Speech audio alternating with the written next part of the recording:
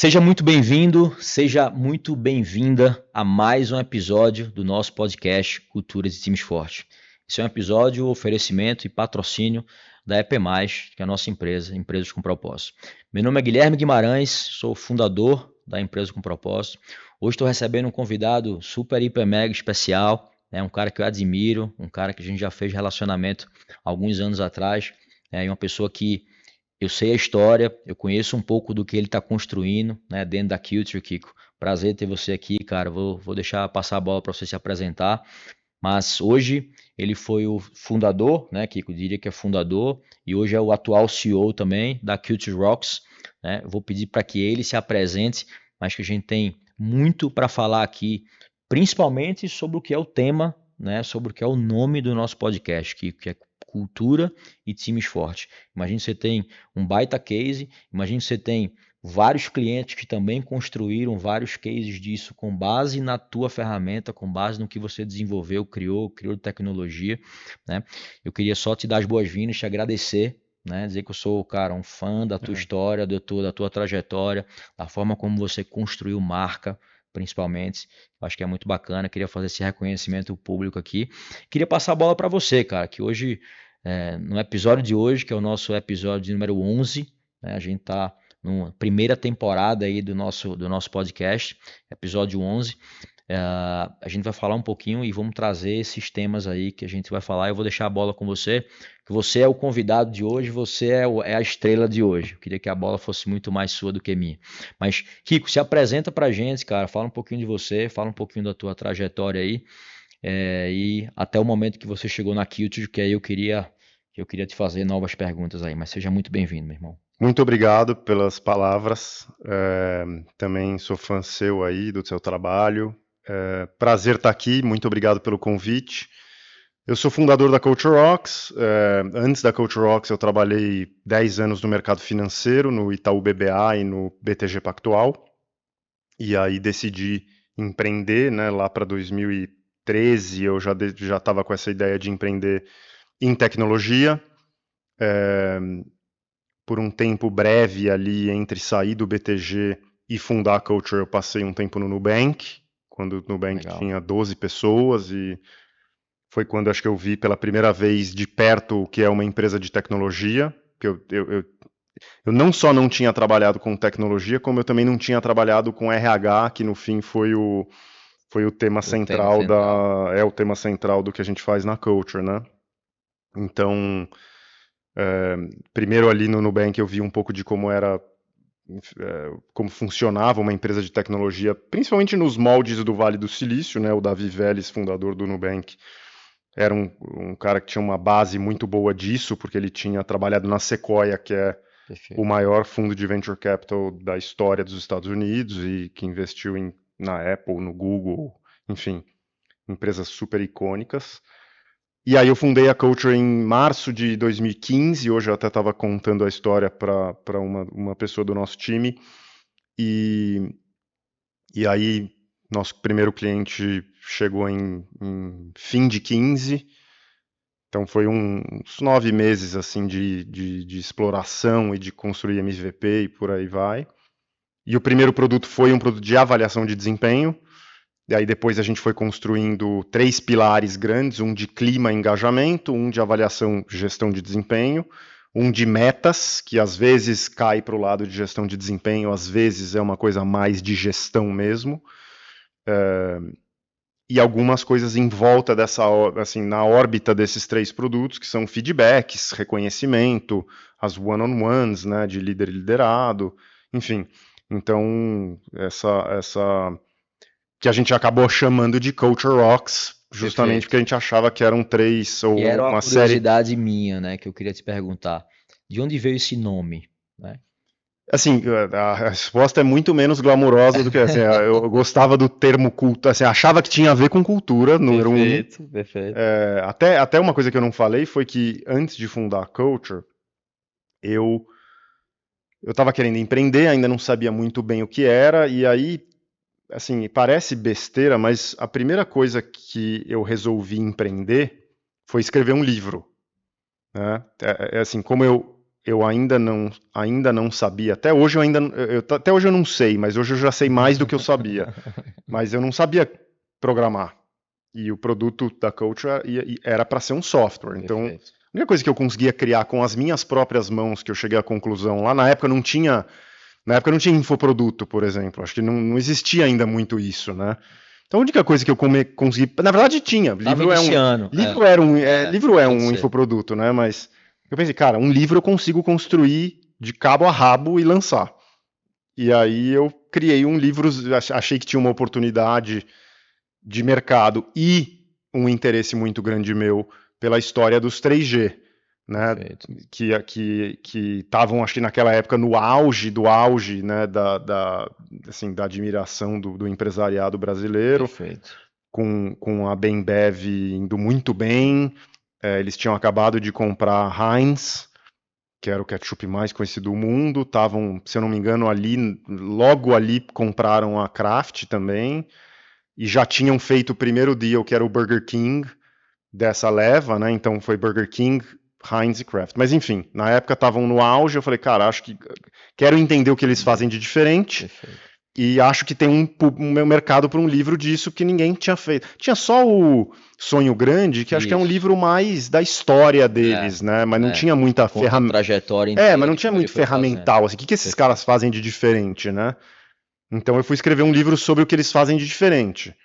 E aí o que eu acabei descobrindo na minha pesquisa foram práticas de RH, gente e gestão, que foi até uma invenção deles, uma co-invenção deles com Falcone, essa história de botar gente e gestão sob uma mesma Essa liderança. nomenclatura nova que veio, a evolução do RH. E eu acho que não é só a nomenclatura, mas é o fato de você colocar o desdobramento de metas e o RH dentro da mesma área, né? Perfeito. Que é assim, o desdobramento de metas mais. Eu tinha brincado que a meta pode cair para o lado do RH ou pode cair para o lado da gestão. Perfeito. Eu acho que eles tentaram juntar um desdobramento de metas muito de gestão junto com o RH. Então, E para fazer também com que o RH, que ele também saiba e conheça e participe da gestão. que é muito forte. Que é uma né? área muito negligenciada, é uma área muito operacional, é uma área que não é muito reconhecida, valorizada. Né? E que historicamente, até acho que pelas pessoas terem uma formação muito de psicologia e tudo mais, é uma área que às vezes tem uma desconexão com o negócio. Perfeito. Só olha o lado humano, só olha o benefício dos colaboradores, ou o benefício não, desculpa, o bem-estar dos colaboradores. Perfeito. Então, essa junção foi muito boa. Então no fim, o primeiro produto foi esse, mas aí o livro falava de programa de trainee, falava de recrutamento e seleção, baseado em valores, falava de avaliação de competências /valores, falava de desdobramento de metas, tudo isso que acabou virando a Culture. Então foi meio que essa intersecção entre tecnologia que eu tinha decidido olhar para isso e o que eu aprendi no livro, eu falei, puta, acho que tem espaço para a gente criar um software que entrega o modelo 3G para as empresas do Brasil. O livro ele foi meio para tu conseguir criar o teu produto final, tu identificou ali talvez uma oportunidade, pô, tem muita coisa bacana aqui que os caras fazem, não é à toa que eles estão onde estão, e não tem esse negócio no mercado, tá? Ou então talvez tem, mas não com essa embalagem aqui. Eu acho que assim, o grande mérito da Culture foi a gente não criou nada novo, e ninguém criou nada novo nesse mundo até agora. Poucas tentativas assim, mas o que a gente fez, eu acho que foi democratizar o acesso a uma plataforma dessa. Perfeito. Então, naquela época, assim, era até difícil achar quem fazia um negócio desse. Tinha uma empresa de BH que fazia para algumas empresas muito grandes, tinha SAP, SuccessFactors, que, enfim, SAP, né? Quer dizer, comprar SAP já é uma coisa inacessível para 99% das empresas. Então a gente virou uma alternativa. Assim, acho que a gente menos educou sobre o que era, mas também educou, mas assim, de fato educou. Olha, existe software disso e você pode comprar. É fácil, você pode ligar aqui, preencher um formulário, um vendedor vai te ligar hoje. Então, acho que esse foi a nossa grande contribuição Foi esse foi pontapé que foi democratizar criar esse esse negócio, negócio. foi democratizar o acesso a isso. Aí depois, claro, que a gente trouxe inovações, né? Então a gente trouxe o feedback contínuo, que não eram inovações, assim, fora da caixa. É, Eram coisas conhecidas. é, Mas a gente trouxe também coisas, acho que a gente trouxe isso antes do que a SAP, por exemplo. perfeito. Não por nosso mérito, mas provavelmente mais por demérito deles, que É, são mais lentos e tal, né? Então a pesquisa de clima pulsada, o feedback contínuo, um mural de reconhecimento que tinha a cara de Facebook, nada perfeito. muito fora da caixa, mas a gente trouxe também inovações, então hoje E eu aí diria... tu entendeu que o nome seria Culture, Tudo porque isso para tinha dizer que eu algum achava que... alinhamento com cultura. Como é que foi essa história? Como é que tu conheceu também esse tema cultura e como foi esse alinhamento disso com o nome? Como é que tu Então, seguiu o jogo? os 3G falam muito de cultura, né? É, Então, é, eu acho que foi um pouco aí. Eles sempre sintetizaram. Inclusive, o nome do livro é The 3G Way, que eu escrevi em inglês porque eu achava que o mercado era americano, né? Então, era assim. Então, o nome do livro é o The 3G Way, Dream, People and Culture. Porque é como eles articulavam o que perfeito. era único deles. Eles falavam, cara, já aqui os 3 pilares do que a gente faz são um sonho, gente e cultura. Gente, São cultura, coisas muito perfeito. entremeadas, né? É Mas isso aí. enfim. Então sempre falaram muito dessa cultura deles, que vinha do Garantia, que eles na verdade fizeram, na minha opinião, e não é, enfim, não é nada muito, aliás, é uma coisa super óbvia, mas eles fizeram um popurrí de culturas que eles admiravam e de modelos de gestão que eles admiravam. Então, quando eu fui escrever o livro, uma das coisas que eu fiz foi ler todos os relatórios anuais da Ambev, da Brahma, depois Ambev e depois a Bembev. E muita coisa que eu li nos relatórios anuais eram coisas que eu também li quando eu fui ler os relatórios anuais da GE. Que eles falavam abertamente da inspiração na GE do Jack Welch, né? Perfeito. E então muita coisa que eles falavam era ipsis literis o que o Jack Welch falava. Mas eles também se inspiraram na Goldman Sachs, que era o banco famoso lá que acho que foi uma inspiração grande para o Garantia. Eles Sem dúvida. fizeram bastante Daquela cultura muito benchmarking. focada em resultado, né? Remuneração variável muito Competitivo, grande, a coisa de você ficar meritocracia. rico na empresa e tal. A GE tinha isso também, mas acho que isso veio mais do DNA de mercado financeiro deles, né? Até hoje tem uma coisa que não é comum, né? Tem o tal da programa de sociedade, que é diferente, é um pouco diferente de você ter a stock option que você tem em qualquer empresa de capital aberto americano, mas lá você é convidado a comprar ação com um baita desconto. Então, eles chamam de sócio, que é diferente, Perfeito, né? Você chama. perfeito, É uma coisa besta, mas é uma perfeito. mudança, né? Sem dúvida. Que são programas que, assim, o Não é BTG dado, é comprado, porém é comprado comprado com barato, barato. Perfeito. mas tem o negócio de chamar de sócio, e, né, que é uma coisa muito de escritório de advocacia, de banco de investimento americano e tal, e aí então chamar de sócio. Em tudo isso, então, acho que assim, tinha essa cabeça de que o resultado disso tudo era uma cultura, né? Perfeito. Foi aí, Kiko, que tu começou a despertar a curiosidade, o interesse e também começou a entender um pouco mais, se aprofundar em cultura organizacional? Não, eu vou Ah, te dizer que antes, quando eu estava no BTG ainda, eu já lia sobre isso. Então, assim, vou dar um exemplo que eu devo ter lido os livros do Jim Collins, né? uhum. Feitas para Durar. Acho Para que o Feitas para Durar vencer. foi o primeiro, se eu não me engano, né? Ou foi feitos para vencer. Pode ser. É, E aí eu já tinha lido assim 2013, 12, vai. Então ele era inclusive uma grande influência dos três, né? Eles tinham uma reunião anual eles faziam um é, off-site é. de liderança anual lá com o Jim Collins e tal. Então eu já tinha lido o livro das Apos, Delivery que Happiness. também falava muito de É, cultura, né? Então eu já tinha algumas influências e sempre gostei muito de ler sobre gestão fora do meu escopo. Eu era comercial no BTG, mas gostava de dar pitaco. Eu lembro que eu peguei uma vez, eu tive a sorte de entrar na BTG, que é a precursora. Na verdade, ela veio depois do Pactual, né? O Pactual foi vendido para o UBS, virou UBS Pactual. Aí o Esteves e alguns sócios saíram e formaram uma empresa nova deles, eles foram empreender, chamada BTG. Eles saíram do BS Pactual, falaram, cansamos, pegaram o dinheiro e foram embora. Só que aí aconteceu que eles compraram o Pactual de volta do BS, 2 anos depois da venda, 3 anos, muito mais barato, mas enfim. Então eu conhecia muito a turma que hoje lidera o BTG, né? Porque eu estava lá numa empresa que tinha 50 pessoas e eles estavam vizinho de mesa. E eu lembro de ler o livro das Apos, grifar um monte de coisa e dar pro Salute, que hoje é o CEO, e virou um amigo e tal, mas de falar, tem um monte de coisa legal aqui, tipo, eu tinha esse defeito que eu tava meio eu tava meio de saco cheio e meio assim, já não tava meio querendo aquela minha função muito delimitadinha. Eu queria dar passo fora da minha caixinha. Perfeito. E aí, isso é uma característica que não funciona numa empresa, né?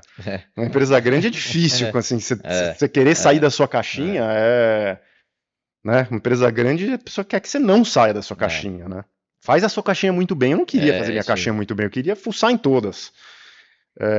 Então, isso acho que também foi uma das coisas que me fez empreender. Não deixa de ser uma atitude empreendedora. Aí que assim, quando você empreende, você pode fuçar tudo, né? Você não precisa ser especialista em nada e tal. Então, eu já gostava do assunto antes. Bacana. E quando começou a empresa, quando começou a Culture, tu já começou pensando nessa cabeça de cultura organizacional? Para dentro. Para dentro? Sem dúvida, assim, acho que a gente já tinha consciência de que os produtos, eles ajudavam a empresa a dar o tom da cultura que ela queria dar. Então, assim, quando você fala em avaliação de comportamental, né, um componente da avaliação de desempenho, que é o comportamento, isso é cultura na veia, né? Assim, como é que a gente a gente tentando dar incentivos e tentando ensinar as pessoas o que é esperado, etc., dos comportamentos que no fim deveriam ser a cultura. Talvez esteja um ritual que vai de encontro com algum valor de resultado, por exemplo, de meritocracia, algo nessa linha. E todos, na verdade, né? Porque você pode fazer uma avaliação que avalia todos os valores. Quão bem a pessoa está mostrando os comportamentos derivados daquele valor, né? Então, a avaliação ela é um jeito de você reforçar todos os valores e também é, eventualmente, um ritual de algum especificamente. Daí tem o componente da meritocracia, né, de você decidir quem é promovido, quem não é, quem vai embora, que também tem um componente, né, tem um efeito importantíssimo na cultura.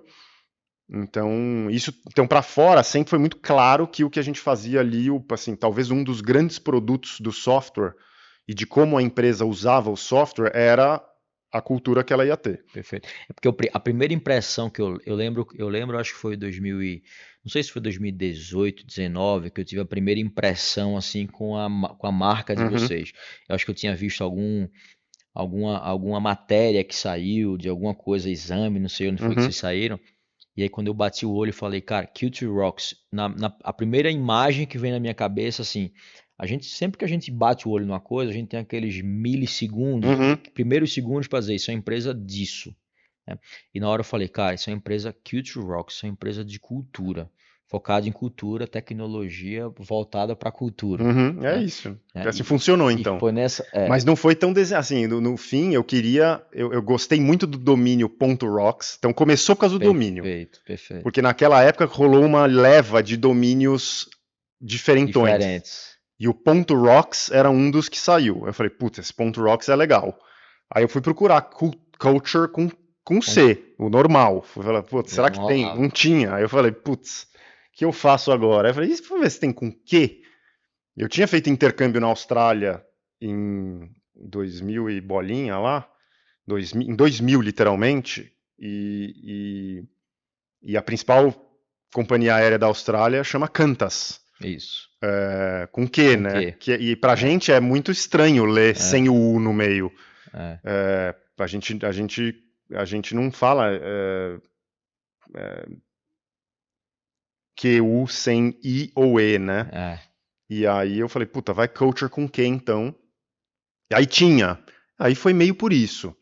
Legal. Eu achava que o Rocks tinha um negócio legal, tinha uma pegada bacana de falar, pô, cultura é legal, culture rocks, né? No sentido de, pô, rocks, you rock. Legal. Então foi assim, mas não teve um trabalho de branding, por exemplo. Perfeito.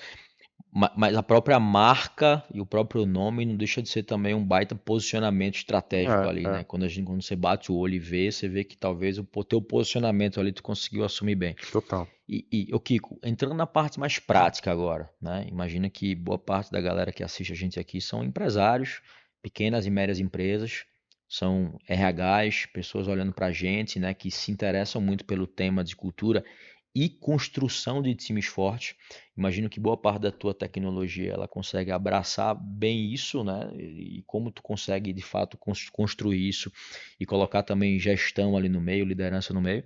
Mas se a gente fosse falar do teu case, o case culture, né?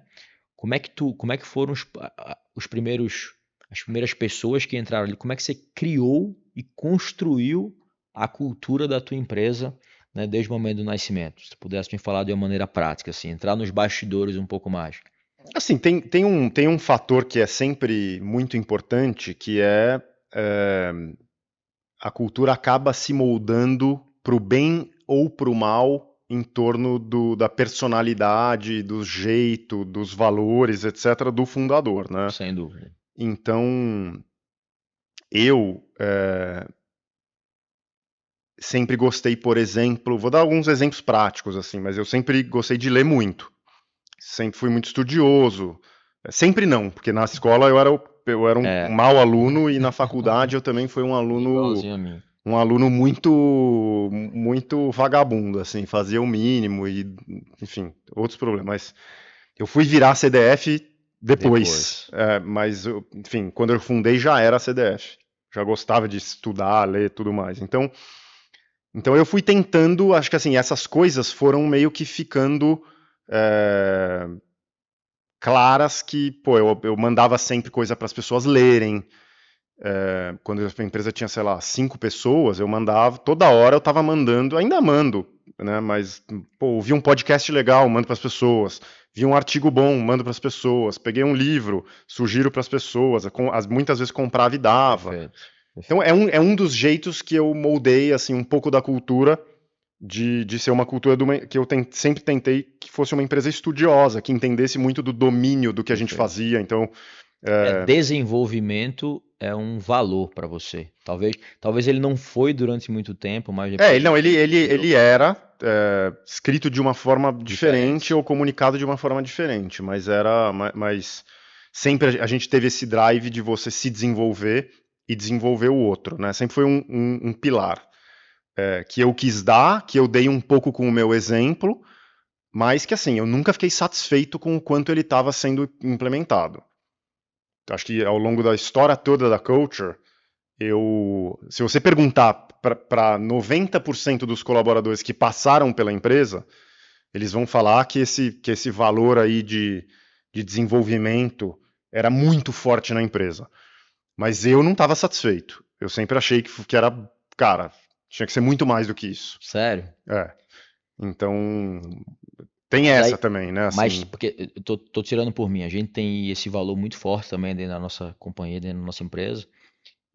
Obviamente, eu falo que cultura é uma das únicas coisas que é indelegável para o dono da companhia, né? sim, A empresa não, a gente como dono, depois que a empresa cresce, a gente não tem que ficar se adaptando à cultura do nosso negócio. São as sim, pessoas que têm que se adaptar com a cultura da empresa. sim, É total. indelegável Uhum, isso. São poucas coisas dentro do empreendedorismo que são indelegáveis. Talvez a criação da cultura é uma delas. A sim, construção, não, depois você traz pessoas que estão alinhadas com isso, estão aderentes com isso, você vai delegar a responsabilidade para que todo mundo também sim. faça esse negócio Mas você disseminar. vai ser sempre, acho que, o guardião, né? Você tem que ser o guardião principal. Tem muita gente que eu brinco assim, o CEO é o Culture Executive Officer, não É, necessariamente é o chefe é, Executive Officer, né? é, Então, e eu falo isso pela nossa cultura. A gente tem uma cultura muito forte também de mentalidade de crescimento, que a gente fala, né? sim, A gente tem um mantra lá que é o que é que eu aprendi de novo hoje? Mas assim, aí a gente cria todos os rituais possíveis e imagináveis. Na minha empresa, todo santo dia meu time treina.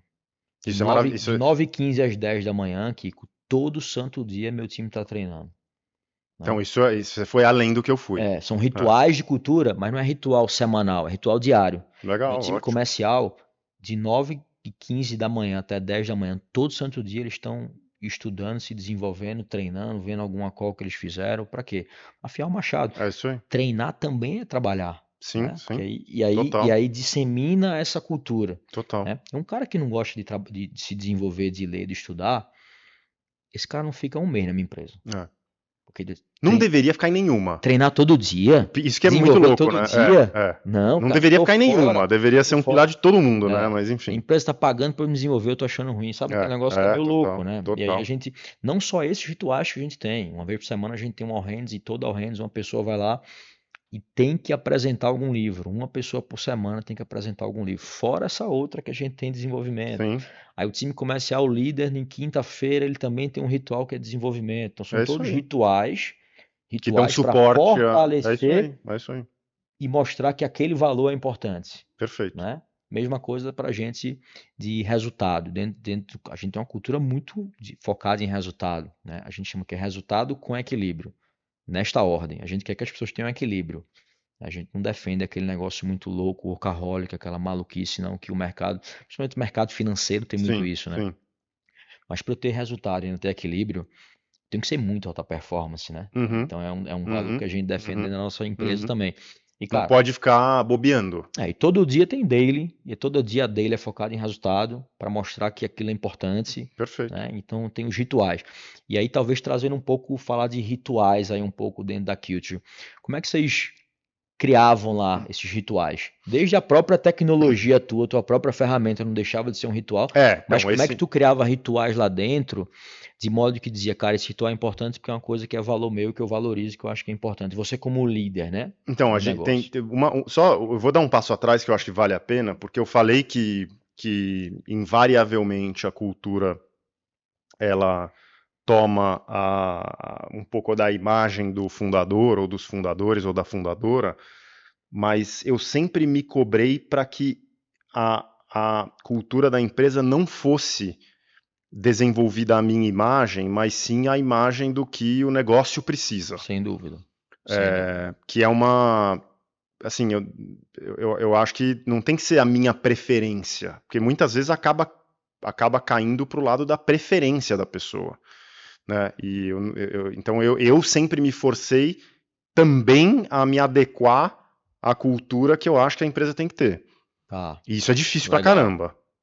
Né? Quer dizer, porque é muito mais fácil você simplesmente falar, não, eu sou o modelo dessa cultura aqui, tudo que eu faço é bom, tudo que né? E aí você tá na sua zona de conforto, mas para mim eu sempre me cobrei, não vou nem dizer que eu entreguei, mas eu sempre me cobrei que não fosse uma cultura baseada no que eu acho. Então eu achava de fato que as pessoas tinham, e vou falar mais, assim, um pouco da tocada inicial que eu dei a esse valor do crescimento era inclusive o seguinte, olha, você sai daqui do trabalho 7 horas da noite, sei lá, 6, e eu espero que você se desenvolva na sua casa e volte amanhã para trabalhar melhor do que você saiu hoje. Perfeito. Porque eu sempre tive uma... É forte esse valor para você, né? Assim, eu sempre tive assim, sempre tive essa imagem de dedicação, de trabalho duro, como uma coisa importante, né? Assim, se a gente quer fazer uma coisa realmente diferenciada, a gente precisa de gente que vai ter trajetórias realmente diferenciadas. E para as pessoas terem trajetórias realmente diferenciadas, elas precisam trabalhar mais do que a média. Assim, pode ser que ela não trabalhe para culture exclusivamente mais do que 8. Se ela trabalhar 8 horas muito bem trabalhadas, tá bom. É muito difícil, mas tem quem consiga. Mas eu acho que, cara, você precisa afiar o seu machado também fora do trabalho. E isso sempre foi uma sorte que eu tive, porque eu sempre... O meu hobby sempre foi estudar coisas relacionadas a trabalho. Então, assim, também. ler sobre cultura, para mim é hobby. Para Também. mim é curtição. Ler sobre a biografia do Steve Jobs, para mim é curtição. Ele tá no final de semana, viajando de Exato. férias e tá lendo um livro sobre cultura e sobre eu negócio. acho É o que, eu eu acho quero que, também, eu acho que assim, as pessoas que realmente fazem a diferença no mundo são as pessoas que acabam achando essa intersecção. Né? As pessoas que realmente fazem a diferença no mundo. Assim, pô, quem criou uma empresa muito incrível, ou outra coisa, quem virou um jogador de futebol muito bom, quem virou Atletas de alta performance, normalmente os melhores do mundo, têm são muito obcecados, treino. né? Ou pode ser uma pessoa que é instrumentista clássica, sei lá, que toca violino também. Então eu sempre, assim, no começo da empresa eu tinha muito eu tentava, é muito difícil achar gente assim, mas eu tentava imbuir esse espírito nas pessoas, inclusive. Então uma frustração minha é que, de novo, eu falei, né, que se a gente perguntar para 90% das pessoas que passaram na coach, elas vão falar, nossa, a gente vivia muito esse valor. Mas vivia assim, uma vez na semana tinha um clube do livro, na empresa, no horário de trabalho. Mas assim, o espírito que eu tinha dado para isso era muito além disso. Era a pessoa, cara, estudar no fim de semana, voltar na segunda e falar, ó, aqui que legal que eu aprendi novo.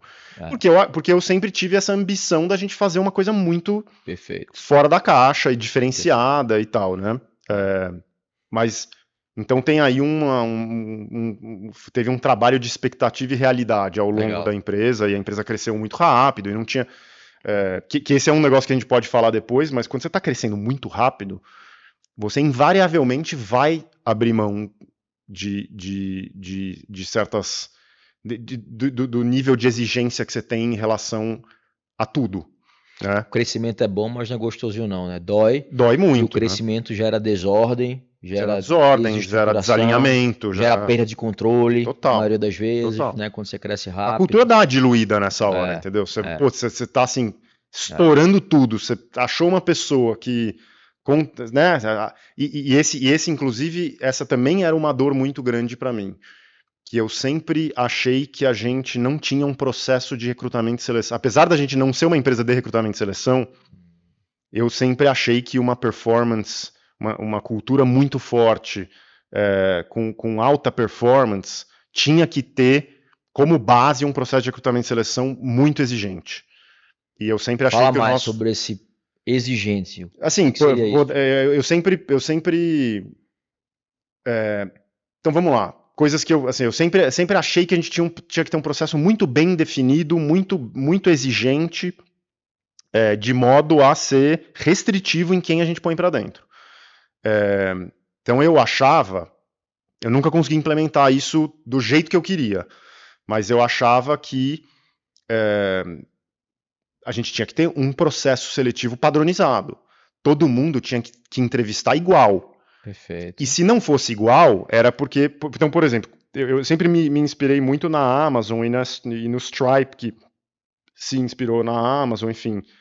Que na Amazon, por exemplo, você tem... Lá os leadership principles deles são 13 princípios de liderança, ou 14, se eu não me engano. Não sei hoje como está isso. Então eles dividiam... Eram 12, era 12, era alguma 14, coisa assim, né? Então eles dividiam o seguinte, olha, tem entrevistador que só foca nesses 3 valores. E toda entrevista que esse entrevistador faz, foca nesses 3 valores. Perfeito. O outro foca naqueles 3. Então ele é treinado para focar nesses 3 valores, e ele não é que assim, a pessoa simplesmente se ofereceu e ela participa do... Você tem que conquistar o direito a participar de um processo seletivo como entrevistador. Né? Então lá você tem um processo, mérito, né? Pelo menos até onde eu sei, até onde eu pesquisei, né? Pode ser que hoje já não seja assim. Você tem tanta aderência com aquele valor que você ganha um mérito de ser treinado. E não só, né? De ser treinado para aquilo, exato. Então você passa, sei lá, 6 meses acompanhando um entrevistador daqueles valores, só ouvindo e anotando e aprendendo. Aí depois você passa a liderar a entrevista. Perfeito. Então esse é um exemplo. Eles tinham sempre a história do levantador de barra, né? Então o levantador de barra é uma pessoa que entra no processo e ela obrigatoriamente não é interessada no preenchimento da vaga, porque se ela for interessada, se a pessoa que está querendo preencher a vaga no time dela, ela é parcial, ela quer fechar a vaga. É a vaga para ontem, é muito parcial, ela está perdendo resultado, desempenho. Exato. Então você chama uma pessoa de outra área que é imparcial e que ela vai falar isso aqui, essa pessoa tem ou não tem a barra da empresa. É isso aí. E outras coisas. Então, assim, acho que... Mas eu sempre... Eu queria saber quem são os levantadores de barra da culture. Chegou um momento que eu achava que tinha uma pessoa, que era a Bel, que era a nossa head de produto, que tinha uma barra bem alta. Eu falava, chegou um momento que eu pus uma moratória. Eu falei, todo mundo vai ter que passar pela Bel. Que era a única pessoa que naquele momento eu estava seguro de que tinha uma barra alta. Até que momento essas entrevistas passaram por você ali? Porque chega um determinado momento de crescimento do negócio, tu não consegue mais olhar para tudo, né? Obviamente, o crescimento ele gera desordem e o crescimento faz você perder um pouco do controle. Sim. Talvez enquanto a empresa tinha 10, 15, 20, 30 funcionários, todo mundo passava por você. Né? Tem um ponto importante, eu sou um contratador muito ruim. Então, eu nunca confiei em mim como entrevistador e como levantador de barra. Perfeito. Assim, então eu cometi grandes erros de contratação na história da Culture e talvez, sabendo como eu era um contratador ruim, eu tinha mais insegurança ainda em relação ao processo. Porque quando eu vou fazer uma entrevista, eu só bato papo. Eu quero entender sobre a empresa da pessoa. Eu sou uma pessoa razoavelmente indisciplinada. Razoavelmente. Então, a não ser que me dessem um roteiro e alguém ficasse do meu lado garantindo a execução do roteiro, eu vou onde a minha curiosidade leva. Então eu geralmente disperso um pouco e vai. Eu geralmente vou querendo entender do business de onde a pessoa está trabalhando, para ver como é que é, por curiosidade. Aí então eu não sou um bom subidor de barra. Eu acho que eu deveria ser melhor. Então eu sempre fui. Tem outro problema. Eu sou introvertido no sentido dos 5 grandes fatores. Então, para mim, entrevista é cansativo demais. É uma coisa que é fora da minha zona de conforto. Então, se eu puder, eu vou correr para não fazer entrevista. Eu vou querer ficar trabalhando no meu computador quietinho, lendo um documento, comentando, fazendo assíncrono e por aí vai. Então, tem esse problema também. Então, assim, mas deveria ter engolido e feito mais, aprendido, né? Mas eu não fiz bem isso, então é um ponto que eu acho que eu preciso corrigir na minha... Mas dentro do processo de contratação, óbvio, né? Não necessariamente você que fazia, mas olhando para o business, olhando para a culture de um modo geral, vocês tinham um processo de contratação onde olhava, querendo ou não, olhava fit cultural e olhava a barra de fit cultural. Tinha. Só que aí, por exemplo, uma das coisas que começou a me dar nervo é que eu falava, bom, então a gente em algum momento teve justamente isso. Teve uma pessoa que era a entrevistadora da cultura. Perfeito. E aí eu via quem era a entrevistadora da cultura. Eu falei, mas como assim essa pessoa? Eu não acho que ela é guardiã da cultura. Nossa. Aí eu falava, não, tá errado. Esse foi um dos momentos em que acendeu porque a gente estava contratando 30 pessoas no mês, então, assim, já não dava para saber, não dava para participar de todas as contratações, já tinha uma série de problemas. É isso aí. E aí, então quando eu via quem era que estava fazendo essa entrevista de cultura, eu falava, cara, eu não posso confiar no processo, porque eu não confio que essa pessoa sabe entrevistar bem o suficiente, tem uma barra alta, e entende exatamente os valores a ponto de avaliar nos outros, né? Mas tu chegou a ter um processo onde você conseguia fazer perguntas ou não? Tinha, não. Eu não tinha um processo. Não, mas tinha um processo. Tinha um processo organizado, mas não era o processo que eu achava que a gente tinha que ter. Que deveria. E eu também tinha minhas dúvidas se ele era seguido à risca e por aí vai. Porque o processo de seletivo ele é muito doloroso, né? Porque agora com as IAs, eu acho que isso vai melhorar muito. Mas assim, você terminar uma entrevista e ter a disciplina de anotar tudo, passar num relatório, mandar para alguém, etc. Cara, você gastou 3 horas para fazer uma entrevista. Então é que nem vendedor, que é muito difícil de preencher o CRM, mas que agora talvez a gente resolva esse problema, é muito difícil preencher o ATS também. Então agora talvez a gente deixa uma IA gravando a entrevista, ela faz todas as anotações, inclusive ela pode até fazer avaliação cultural. A gente inclusive está criando uma IA disso também. Isso é muito legal. Lá dentro disso, não sei se vai virar um produto mais na frente, mas com certeza sim, né? Algo nesse sentido para ajudar os nossos clientes, né? Que são empresários, que são RHs. A gente tem todo um processo de funil de contratação baseado em cultura e em valores, e são perguntas baseadas em valores. Pô, a gente identificou o seguinte, 9 a cada 10, 91% dos desligamentos no Brasil são feitos por questões comportamentais. Sei. Tem estatística já, Michael Page já levantou estatística sobre isso. Pô, se 9 a cada 10 é demitido pelo comportamento, por que eu não contrato pelo comportamento? Por que eu não contrato pelos valores, né? E aí tem muita gente que para, olha, tá, mas como é que eu vou contratar pelo comportamento, pelos valores, se eu não tenho uma cultura clara? Se eu não sei nem quais são os meus valores? E é engraçado que eu tenho muito, assim, esse paralelo, porque o mercado financeiro, ele resolve isso de uma maneira muito simples. Ele, assim, de maneira geral, alguns dos comportamentos que são muito importantes para trabalhar numa empresa de alto desempenho, você consegue, por tabela, avaliar eles se a pessoa fez, com todos os desafios, depois a gente pode falar dos desafios de diversidade, inclusão, etc. Mas você consegue filtrar eles com razoável certitude se você filtrar por faculdades muito boas. Então, se você só contrata gente da Poli e da GV e do INSPER, etc., você já está filtrando para uma série de comportamentos que são muito úteis no mundo empresarial. A pessoa tem que ter disciplina, ela tem que ter o QI acima de um tanto, ela tem que ter tenacidade, resiliência. Desenvolvimento, né? Gostar. Tem que ter um monte de coisa, assim. Ou pelo menos se não gosta, mas faz. Estuda o que precisa estudar. Para cumprir aquilo, ela estuda o que precisa estudar. Ela pode não ser, assim... Então o mercado financeiro sempre resolveu isso, e as consultorias top também, contratando primeiro só que, cara, no mundo real... O filtro não necessariamente quer dizer que aquela pessoa vai não performar. É um primeiro filtro muito bom. Isso, é um primeiro filtro. Muito bom. É um primeiro filtro muito bom. E a maioria dos empresários do Brasil não tem esse luxo. Não tem. Sem dúvida.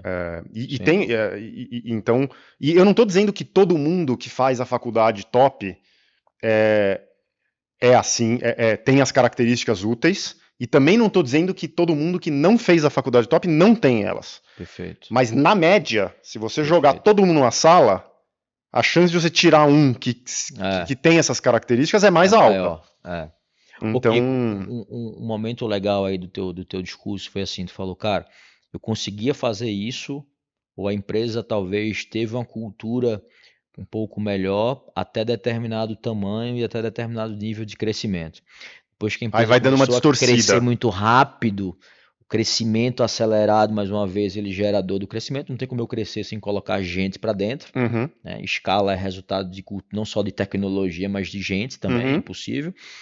E aí parece que é nesse momento que vem as dores. Né? Que é a dor do crescimento, de cultura. É nesse momento, às vezes, que a cultura ela se dilui com esse rápido crescimento. Total. E é nesse momento que você também começa a pensar numa possível evolução da cultura. Como é que se deu isso dentro da Culture? Assim, vocês acham que vocês, no momento que vocês realmente porraram ali, tiveram que contratar 30 pessoas por mês, ali foi um momento crítico de cultura? Ali tu acha que tu perdeu um pouco mais? Quais foram os aprendizados, os erros e acertos que você acha que teve ali nesse caminho? Foi quando começou a crescer, né? E aí, assim, quem que vai tocar... Por exemplo, eu lembro muito bem de uma reunião que uma turma da área de People, RH, veio me falar que eles tinham feito uma pesquisa e acharam que o nosso código de cultura não estava escrito do jeito certo. E trouxeram algumas sugestões de mudança. E quando eu li as sugestões de mudança, elas iam na direção oposta ou diferente à direção que era original, a intenção original. Que foi você que criou eu aquela primeira. Eu e as pessoas do começo ali, mas muito eu. Muito dedo seu ali, um DNA seu. Eu falei, cara, e elas tinham sugerido as alterações porque elas foram perguntar para as pessoas o que elas entendiam da nossa cultura e as pessoas escreveram coisas diferentes. Então vou dar um exemplo, assim, muito que me marcou muito, que era o seguinte: tinha um valor na culture que tem um valor, né? Assim, que acho que hoje a gente, que eu não falei, mas assim, hoje a gente faz parte do grupo UOL EdTech, que era um grupo que atuava em educação corporativa, né? Ele foi formado, o embrião dele é uma empresa chamada Ciatec, que fazia software de aprendizagem corporativa e tudo mais. A gente se juntou por causa da visão de juntar clima, metas, gestão de desempenho e tudo que eu falei com educação corporativa. Então, perfeito. Por exemplo, eu recebo um feedback e eu agora posso ir lá e assistir um curso que endereça o ponto que me foi tratado no feedback. Perfeito. Enfim, então hoje a gente tem uma cultura unificada com o UOL EdTech, que tem, inclusive, por curiosidade, ela talvez articule melhor algumas das minhas preocupações de começo de culture. Então, por exemplo, no UOL EdTech tem um valor chamado intensidade, que fala um pouco sobre essa dedicação, sobre a necessidade de você dar tudo de si, de você dar, 120, de você querer tudo para ontem, etc., que eram coisas importantes para mim na época, lá no começo. E que nem me deixaram escrever, porque teve essa também. Ao longo da empresa, quer dizer, eu falava, não, mas eu quero que seja isso aqui. Eu acho que é isso que é importante para a gente chegar longe. E aí a pessoa falava, mas se a gente colocar isso, vai assustar as pessoas e tal. Então, perfeito. É desafiador. Olha que negócio curioso. Isso já é um sinal e às vezes até um feedback para a gente mesmo de que talvez aquela pessoa não era a pessoa certa. Pode ser. Se ela não está alinhada contigo e não apoia aquilo, é porque talvez ela seja diferente daquilo. E essa ela era a pessoa que colocava a terra. Não, e essa pessoa, eu acho que ela até era alinhada. Naquela época, eu acho que ela era bem alinhada, mas ela falava, puta, se eu botar isso aqui, eu não vou contratar os caras que eu quero contratar. Eles vão assustar aqui, vão achar que aqui trabalha 18 horas e não vai rolar. Então já teve trade-offs importantes nessa época. E que de fato, depois que ele entrasse, aquela cultura ia ser assim. Né? Então, assim, ou eu vou perder ele antes dele entrar, ou eu vou perder ele depois que ele entrou, porque ele vai sair e vai ver que o alinhamento de expectativa foi diferente. Mas aí eu acho que a gente foi também abrandando. Então por isso que eu falo que eu ficava frustrado, porque eu já não achava que a gente estava cumprindo a intensidade do aprendizado, por exemplo, né? Mas enfim, tinha esse valor que era seja obcecado pelo cliente, né? Be customer obsessive. E o que eu queria dizer com isso é que a gente tinha que entender profundamente o nosso cliente. A gente tinha que conhecer o nosso cliente melhor do que ele se conhecia.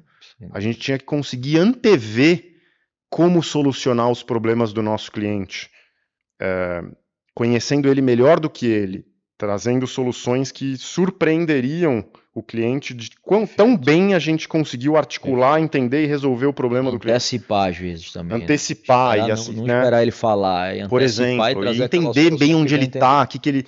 Sabe, aquela coisa do onde vive, o que come, sabe? Tudo assim. Como se tivesse uma câmera dentro da empresa. Exato, a gente queria, conhecer muito, assim, sabe? Tipo, ser íntimo do nosso cliente. E as pessoas não entendiam isso desse valor. Elas entendiam que ser customer obsessive era fazer tudo o que o cliente queria. Então a gente... E assim, né? Pô, é foda, porque você vai falar, não faça tudo o que o cliente quer. Assim, o que acabou acontecendo foi que a empresa, as pessoas, principalmente das áreas que interfaceavam com o cliente, achavam que significava mais alguma coisa do sentido de o freguês está sempre certo. Perfeito. Ou a gente vai fazer tudo. Então as pessoas ficavam até 10 horas da noite fazendo uma coisa que o cliente pediu, porque elas achavam que aquilo era ser customer obsessive. E não era exatamente o que eu tinha dito. Eu estava dizendo mais no sentido de conhecer profundamente o cliente. Você vê assim, e isso aí é uma coisa que chama atenção, assim, né? Porque A gente atende muitos empresários e clientes, e hoje, dentro da nossa metodologia, a gente deixa muito claro assim, cara, uma coisa tem palavras e às vezes tem frases que elas dão margens a múltiplas interpretações. Total. Então não adianta só eu ter É o nome do meu valor. É difícil. Porque as pessoas vão Não, e mesmo interpretar de escrevendo, mas a maneira gente diferente. tinha os escritos. Tinha né? 2, 3 parágrafos sobre o valor. Mas mesmo assim, na hora que, assim, você consegue garantir que a centésima pessoa leu aquilo e entendeu aquilo, etc. Perfeito, é isso aí. Então, É onde entram os rituais, né? Pra você estar comunicando sobre isso. É isso aí. E aí a gente fala assim, hoje lá dentro da nossa empresa, a forma como a gente traz cara, é importante você falar o que é o valor, mas é mais importante ainda você falar assim, como é que a gente vive o valor? Quais são os comportamentos e atitudes que se eu fizer eu estou vivendo? É igual a Bíblia, tem os mandamentos e tem os pecados. Total. Quais são os comportamentos, como vivemos, mas mais importante do que isso, de como vivemos, é como não vivemos. Não, eu acho que, assim, eu fiz muito menos do que eu deveria isso. Talvez eu deveria discutir um valor por all hands toda semana. Isso que a gente faz. E principalmente quando a empresa estava crescendo pra caramba, voltar nesse assunto. Fiz menos do que eu deveria. É de fato a gente ser o guardião da cultura. Exato. Né? E aí é uma coisa que é viva, por exemplo. Lá na empresa, eu pego qual é o valor que está pegando essa semana, o que pegou na semana passada. All hands é só sobre por causa de algum assunto. All hands isso é uma coisa legal que o Davi da Nubank, ele até hoje apresenta a cada 15 dias, eu sei porque teve uma colaboradora da Culture, que é muito próxima a minha, que estava desde o começo, que foi para o Nubank recentemente, e ela falou, tô aqui no onboarding com o Davi, e ele está falando sobre a cultura do Nubank. Ele faz questão de estar lá. Ele faz questão de fazer a cada 15 dias ou um mês, ele junta todo mundo que entrou, bota numa live lá, ou num Zoom, e faz uma palestra sobre os valores. Que é aquele jogo, né? Uma coisa, é por isso que eu falo que, às vezes, o nosso papel como empresário, beleza, óbvio, além de tocar e a estratégia, de ajudar na estratégia, mas isso o time também, a gente traz gente boa para poder ajudar isso, mas tem uma coisa que é indelegável, cara, que é a nossa cultura. Não tem como eu terceirizar esse negócio, por exemplo, para um RH, não vem com a mesma força. Uma coisa é tu estar no onboarding. E eu acho que eu terceirizei mais do que eu deveria. Uma coisa é você estar no onboarding lá e dizer, tá saindo da tua voz, das tuas palavras, isso tem um significado muito maior para aquelas pessoas, porque muitas delas te admiram muito. Total. O xarope não é diluído e ele tem mais potência. Não, sem dúvida. E você vai falar exatamente aquilo que você acredita, a convicção. Você tá vendo os exemplos e aí você traz isso mais forte. Eu acho que é isso que o Davi faz e é um ritual que eu acho que é muito bacana ali também, no meio do caminho. Concordo 100%. Kiko, pra gente ir pro final aqui já, cara, assim, acho que em toda essa trajetória aí com a Culture, né, enfim, trabalhando gente, gestão, com todas essas, trabalhando cultura também, né, a gente vê que nunca, na minha empresa também, nunca é perfeito, a gente é empreendedor, a gente tá ali e às vezes eu brinco que cultura é igual a músculo. Se eu relaxar, eu enfraqueço. É igual a dieta. Se eu deixar de trabalhar ele um pouquinho, eu engordo. Né? Então, e principalmente quando tem empresas em rápido crescimento. Mas se tu fosse pegar na trajetória como um todo, né? Sem a gente olhar agora para erros e acertos, mas se fosse pensar assim, cara, quais foram os ganhos que tu imagina, seja financeiro ou não financeiro, tá? Que tu atribui hoje à cultura organizacional? Quais foram os ganhos, benefícios, se tiver em número, sem número, enfim, seja financeiro ou não financeiro, que tu acha que tu atribui a isso? Eu acho que tudo, né? Assim, teve muita coisa que eu acho assim, muito do nosso sucesso é fruto da excelente engenharia de software que a gente sempre fez, mas a excelente engenharia de software que a gente sempre fez é muito fruto da cultura, de uma subcultura de engenharia que a gente implementou lá e que tinha a ver com a nossa cultura de excelência, exato, de desenvolvimento, de melhoria contínua. Total. Então, assim, você pode dizer que de certa maneira todo o nosso sucesso teve a ver com isso, né? Teve a ver com quão bem a gente implementou essas coisas. Então, sem dúvida, eu acho que é muito importante, assim. Aí, obviamente, assim, uma cultura forte, percebida como forte, acaba respingando numa marca empregadora forte, ajuda você a atrair gente. Perfeito. Então muita gente acabava vindo para a Culture porque de algum jeito foi exposta a nossa cultura. Então, tu fala que um elemento importante na atração de gente boa e de gente certa e alinhada, e certa. alinhada, tu atribui Eu acho isso. que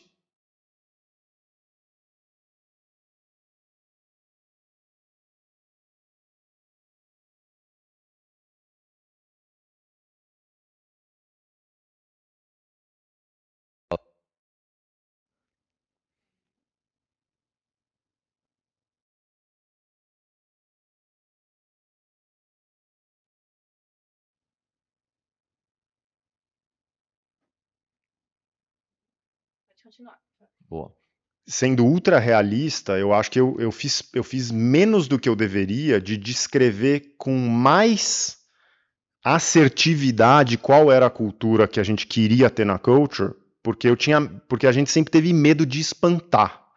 Mas eu acho que espantar é tão importante quanto atrair. É isso aí.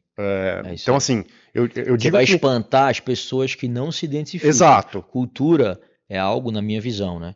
Para tirar a empresa e as pessoas de cima do muro. Tem muita gente que está dentro das nossas empresas ou dentro das empresas que não tem culturas fortes, que estão na zona de dormência. Sim. Ela não sabe. Sim. Né? Então, a cultura forte, a cultura, né, é para eu tirar as pessoas, é para eu sair de cima do muro. Cara, a cultura é essa daqui. E é difícil sair de cima do muro, porque assim, quando você tá pequenininho, você não tem marca empregadora. Todo mundo, assim, é fácil não é fácil, mas se eu fosse a Nubank, eu poderia muito bem ir lá e falar o seguinte, ó, isso aqui é só para quem é assim, assim, assado, se você não é, tchau. Pô, todo mundo quer trabalhar no Nubank, né? Você tem 100 mil pessoas interessadas, então se 80 mil falarem que não tem sentido, mas 20 mil falarem que tem, tá ótimo. Na Culture, era foda, porque tinha, assim, 3 pessoas querendo trabalhar na Culture, se eu falasse a real, talvez sobrava 0. Então sempre teve, assim... Tô querendo dizer aqui que é difícil pra caramba fazer isso. Né? Você precisa, por exemplo, investir em ter mais topo de funil. Então, assim, se você quer ter uma cultura muito forte, é importante que você tenha mais gente sendo exposta à sua cultura, à sua marca empregadora, para você poder ter volume para espantar as pessoas e sobrar alguém. A gente fala assim que existe o próximo. Tem 9 a cada 10 empresários que eu converso, fala assim, cara, Guilherme, tá muito difícil encontrar gente boa. Tá muito difícil encontrar bons profissionais, né? E aí a primeira pergunta que eu gosto de falar, tá, mas quão boa e atraente é a tua empresa para tu atrair gente boa? Por exemplo. Gente boa tá empregada. Quantos seguidores você tem na rede social? Você falou. Poucos mil. 100 e poucos mil. Se você postar um vídeo lá e falar, tô procurando vendedor aqui ou uma vendedora, aqui a nossa cultura é pá, você vai assustar uma galera, mas vai sobrar gente. Vai sobrar. O empresário médio tem alguém. Que é o nosso principal canal hoje de aquisição de talentos. Por exemplo. Então o empresário médio, o que ele vai fazer? Não tem nem para quem ligar, não tem rede social para falar. Então eu acho que assim, quanto mais a gente consegue ter um megafone para poder atrair bastante gente, mais a gente consegue ter uma peneira fina. E aí tem um lance importante, Kiko, também, que eu gosto de falar assim, que assim, a contratação, ela é meio que 50% do caminho. Muito. Mas tem gente que o problema não está na contratação. Pode ser. Tem gente que o problema está na atração. Ele não está conseguindo. Ele não está conseguindo. Para você ser muito. Faz parte da contratação. Não, e para você ser muito restritivo na contratação, você precisa ter muita atração, você precisa ter muito topo de funil. Que é onde entra a gente saber vender bem a nossa empresa. Total. A gente não sabe vender bem nosso produto, nosso serviço. Total. Mas às vezes a gente não sabe vender bem nossa empresa para atrair gente boa. Total. Tem que então, ter o processo marketing de atração de gente, ele é tão importante ou talvez mais importante do que o próprio processo de contratação. Porque se eu não tenho um processo de atração que vem antes, eu não consigo contratar. Total. Aí eu vou contratar um menos ruim, o cara que deu para contratar. E aí depois eu falei, cara, não, será que o meu problema então não está na atração? Será que eu não estou não sabendo vender minha cultura, minhas coisas boas?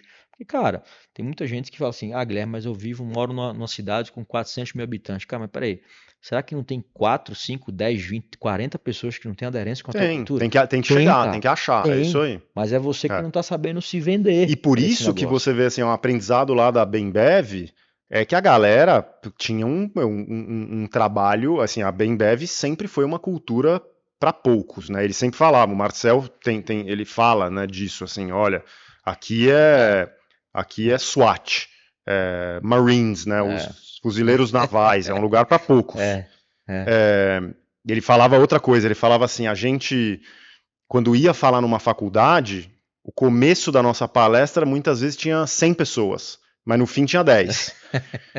Mas ele estava em todas as faculdades boas. Ele estava lá gastando sola de sapato. Eles mandavam gente para fora. Tinha programa de trainee programa de estágio, programa de trainee, programa de MBA. Então os caras gastavam muito tempo sourcing gente boa. Né? E vendendo a cultura dele e vendendo às vezes o que é real. Né? E Total. O que eles querem. Mas daí quando você tem muito, assim, você faz muito isso, tu me falou. Sobra um, beleza. 10 foram embora, sobrou um, legal, é isso. Às vezes é um que faz o papel de 10 que vão entrar e sair, e sair, não resolvem. Às vezes é um. Que é o que a gente olha muito pra gente aqui. A gente também tá crescendo rápido. E hoje eu faço muita questão, assim, cara, de... Talvez eu até diminua a velocidade de crescimento do meu negócio hoje, mas eu não boto gente que eu não tenho 100% de certeza. Né? Eu brinco assim, que o meu funil de contratação, eu chamo ele de funil pede para sair. Sabe o isso, mas eu acho bom isso. Elite, eu acho bom para sair. Ponto. Eu tô o tempo inteiro forçando para que ele saia, que ele saia. Deixa eu te falar uma coisa muito boa. Se ele ficar, realmente é porque ele quer. Eu vou te falar uma coisa muito boa, que assim, eu lembro quando eu tava na faculdade ainda, eu fui fazer uma entrevista. Eu fui fazer algumas entrevistas em banco de investimento. E principalmente para a área de fusões e aquisições, mercado de capitais, etc., que é a área mais tensa de vários desses bancos. É a que mais trabalha, é a que mais tudo e tudo mais. Né? E eu sempre falava, parece que esse cara tá querendo me convencer a não aplicar. Que coisa estranha. Tipo assim, por que esse cara fica falando que eu vou me ferrar aqui, que vai ser horrível, que não sei o que lá, que eu não vou dormir. Que coisa. Mas depois eu fui entender que ele tava justamente mandando embora quem era pra ir embora, entendeu? Tipo assim, quem ouviu isso aqui e se assustou, vai. E tá tudo bem. Depois eu fui entender. Sem dúvida. Kiko, pra gente finalizar, cara, estamos acho que 1 hora aí já de papo. Parece que papo bom, a gente vai embora. Se deixar, a gente ficaria, tenho certeza absoluta, conversando muito mais. Eu acho que tem muitas perguntas aqui que eu tô na minha lista aqui, mas eu não consigo fazer. A gente marca outra vez. Mas a gente marca mais pra frente. Mas assim, pensando no hoje, né, quando a gente fala aqui, cara, cultura sempre é uma coisa que parece que é sempre o dia 0 ou o dia 1. Não tem fim cultura. Enquanto uma empresa existir, vai precisar que aquela cultura seja, né, plantada, regada, plantada para ir colhendo os frutos ali. Né? Vocês passaram recentemente aí também por, enfim, M&A aí, fusão, aquisição lá com o pessoal do grupo do UOL. Quais são os desafios atuais que vocês entendem hoje dentro da Culture, né, que vocês estão vivenciando nesse momento de crescimento e relacionados à cultura também? Acho que são os mesmos de sempre. São assim, como é que a gente contrata gente super alinhada, como é que a gente sobe a barra, como é que a gente... continuam exatamente os mesmos. Exatamente. Parece que os problemas eles são os mesmos, né, cara? Assim, o macro problema de conseguir fazer com que a empresa tenha a cultura que a gente quer que ela tenha, esse é um problema para sempre. Sem dúvida. Às vezes muda um pouco a cultura, às vezes muda um pouco o momento, etc. Mas o problema de você educar as pessoas, cobrar, recrutar com base nisso, etc., eu acho que são exatamente os mesmos problemas. Tu acha que a cultura muda ao longo do tempo? Ou ela evolui? Qual que é a opinião que tu tem? Eu acho que ela pode mudar. É muito perigoso a gente achar que ela está mudando de maneira necessária, mas ela está mudando de maneira conveniente, que eu acho que é um pouco do que aconteceu na Culture. Perfeito. Sabe, a gente foi tipo assim, mudou a cultura? Mudou, mas mudou muito porque a gente estava abrindo mão do sarrafo, e aí foi tomando uma forma um pouco diferente. Então tem que tomar muito cuidado. Agora, sem dúvida, ela pode mudar. Você vê um caso clássico, a Meta, né? Começou o Facebook. No começo eles tinham um valor que era move fast and break things, né? Se mova rápido e quebre as coisas. Tipo assim, vai, faz, e se quebrar tudo bem, a gente conserta, mas vai rápido. Eles mudaram, porque eles falaram, cara, agora do tamanho que a gente tá, não dá mais para ser assim. Isso. Então eles... A cultura ela vai evoluindo, né, também de acordo com o negócio. Às vezes a evolução é um mal necessário. Às vezes ela é pior, No caso da Meta, putz, você pode argumentar que é ruim que ela tá ficando mais lenta. Mas ela tá ficando mais lenta porque ela tem 1 bilhão de usuários e começa a ter um escrutínio da mídia muito maior, etc.